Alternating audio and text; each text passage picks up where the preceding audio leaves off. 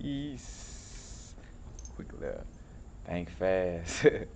As much as things change in essence, they somewhat stay the same.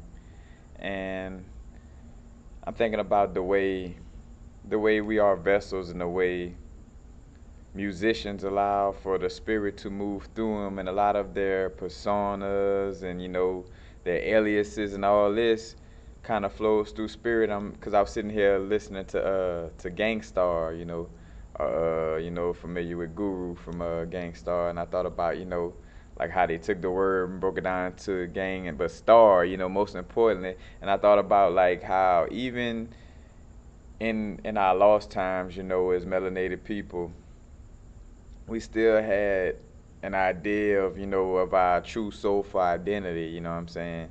And I think about that when I hear names like Gang Star and the way because when you listen to Guru too, though, what I'm saying, he has like that type of knowledgeable, what I'm saying, where he was spitting that conscious game, not fully, what I'm saying, but conscious game in essence. But all the different rappers, musicians, artists, what I'm saying, they allow for the spirit to flow through them. One of the biggest examples I use is Bob Marley, what I'm saying, the Brethren Bob. And if you listen to that Survival album, that's the ancestors, like, basically, because I done been through, like, the Bob Marley Survival album. Basically, I know the type of voices that was in his ear that promoted that album and the lyrics. Let's just say that. You know what I'm saying? Because matter of fact, the moment I hear most of the songs, I hear the spirits moving through him. Like I don't hear Bob Marley when I hear the Survival album. I hear all our ancestors. I hear our ancient ancestors down to the ones that had recently dealt with slavery. But when you listen to that Bob Marley Survival album, with songs like "They Don't Wanna See Us Live Together," like he been like matter of fact, that Survival album is relevant, like extremely relevant to the times we're in right now, and that's another way to show you the way the spirit. We just vessels, you know what I'm saying, that allows we allow for spirit to flow through us, allow ourselves to channel these thoughts, but in most cases it's not necessarily us making the music as much as it is us allowing our higher selves to flow through us, you know what I'm saying, deliver music in that fashion, you know.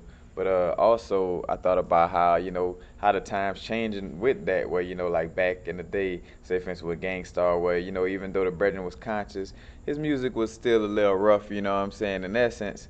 But I realized that, you gotta bring light in the fashion of, in the best way possible, dealing with your surroundings and your environment, you know what I'm saying? Like if you was a indigo in the 90s, say for instance like Pac, you know what I'm saying, where, he came up in the hood, so he still had those hood tendencies, still had that, the quote unquote thug life mentality, true hero under God is the acronym for thug anyway, but you know what I'm saying? But you see how like back in the day the intentions were good, but it was still a little chaotic because that's that soul or that energy trying to assimilate the messages the best way it can, because think about it.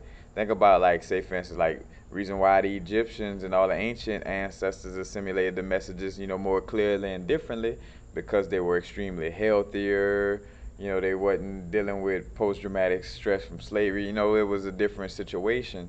But you got like the souls later on, you know what I'm saying, or the beings later on, they had to assimilate these messages through some old banged up equipment, you know what I'm saying, so to speak, you know what I'm saying, because our bodies in the 90s, it was super, you know what I'm saying, heavy and low vibrational, you know what I'm saying, so those messages come through and assimilate themselves in the best way possible.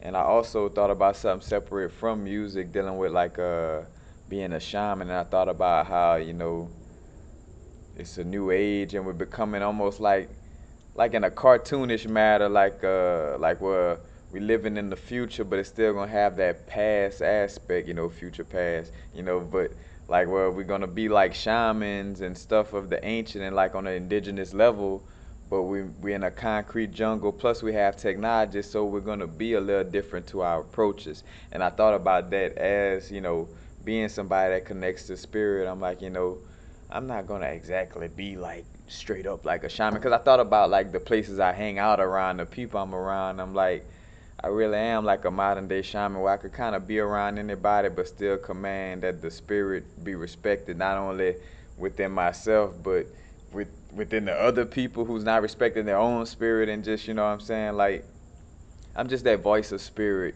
and soul everywhere I go, no matter the environment. You know what I'm saying? I be in environments where, oh yeah, we laughing and joking about little stuff. You know what I'm saying? Like how you would picture a shaman or a monk, and it's like no laughing and clowning. I connect to spirit. You know what I'm saying? Like, nah, especially a shaman. Shamans never were like on that monastery, type of vibe. Matter of fact, especially dealing with like when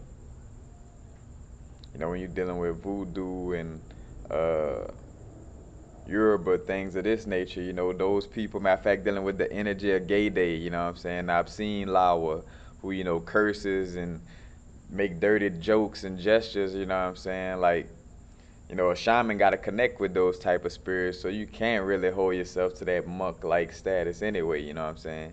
Because I remember when I was dealing with those spirits and, matter of fact, and doing, smoking the cigars for offerings, taking a little sip of, liquor, so shaman a little different from a monk in that aspect. But even still though, regardless, the new age or the times we're in now, you know what I'm saying, we're just basically like adapting to the physical situation. So I'm still bringing down, you know, channeling thoughts and vibrations from my higher self, from the astral planes, like any other shaman or like the shamans of old. But I'm just doing it in a different environment compared to what shamans dealt with in the past.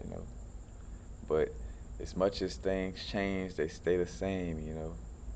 But again, the spirit comes down and it assimilates the message the best way possible. You know what I'm saying? And also that has me thinking too. Well, another thing let me throw in where I thought about how like living in the South.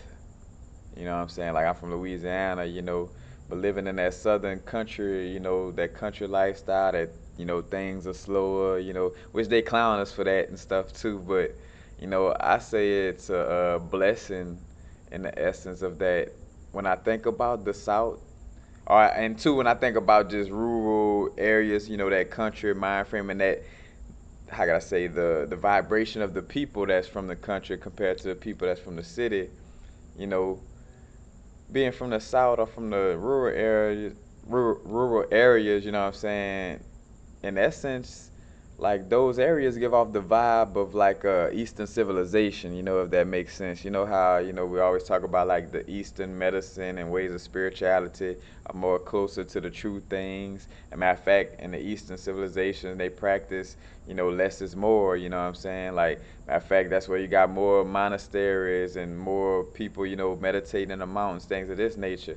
And I thought about how, like, in America, the Louisiana, just the southern lifestyle, that rural area lifestyle kind of mimics that, but just an American way, you know what I'm saying? Like, of course, we, tarnished by the vibration of America in essence, but it's like country people got that, like where I watch people in it. And what's funny, it could be something that people see as harmful. Like, like you're not supposed to sit around drinking beers all day.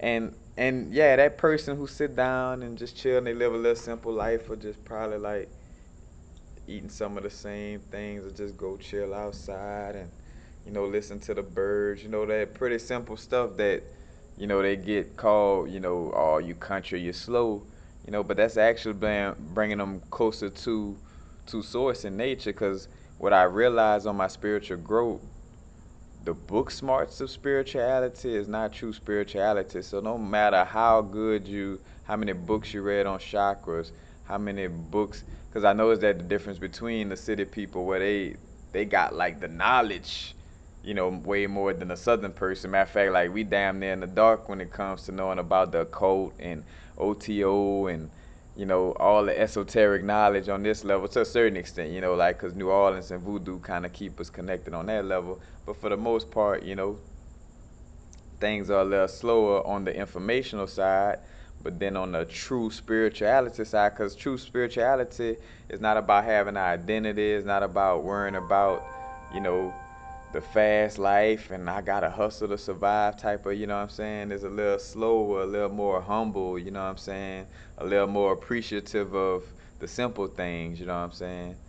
So even though being in America, you do have that aspect of tarnishment, you know, being from the South or from any rural area, so maybe even rural areas that may be in the North, South, East, West, but, I'm just speaking from, my experience and what I deal with and what I've seen over the years.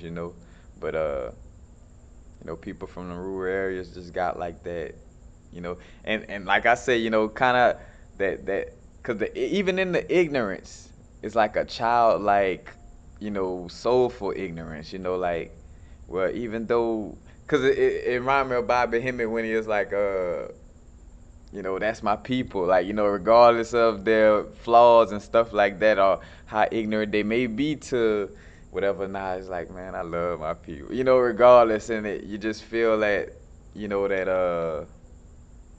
that down home, just soulful feeling, and again, from that slowing down of life, and not having to worry about catching a bus, a train, 30 different flavors of ice cream, 30 different stores to choose from, all these designer clothes, all these malls, all that, you know what I'm saying? Where you constantly just, in essence, where you really gotta, strive to, become one with self. But compared to somebody that's in the rural area where they just wake up, have their little drink of coffee, you know, sit around with the fellas, and and what's funny though, neither side is, it's all off of perception, because the person from a big city could take all that knowledge and transfer it into something that's more spiritual, and then that person with just the spiritual side could, move in to read more books and get the knowledge part, you know what I'm saying? So neither one is better than the other or nothing like that. I'm not trying to make that kind of comparison, but I am just, just making bringing up the observation of it, you know what I'm saying? That, it tends to be less ego dealing with a country person compared to, the city. Because matter of fact, and two, when you think about it though, like, cause even put myself, cause I used to say that when I'm like, if I was in the city, I would, be different, cause it's a different environment. And, you got to deal with all these different people and all these different things. You kind of got to be rough on the edges, dealing with that big city life. So, you know, even if that ego develop in essence, it's not purposely and it's not like, something that you can't get rid of, but it is kind of, the environment promotes the ego. Let's just put it like that, you know what I'm saying? And then in the South, it doesn't promote the ego, but it promotes a lack of getting the book knowledge in essence, So, however you see it. But this is a think fast. Peace. Happy now. And now is the vibe rate. The rate at which we're vibing.